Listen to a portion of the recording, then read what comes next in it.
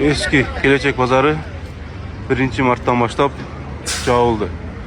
Учурда Gelecek Pazarına girген kirişler бардыгы тосулуп, соода сатык токтоду. Bundan ары жаңы базарга көчүрүү иштери жүрөт.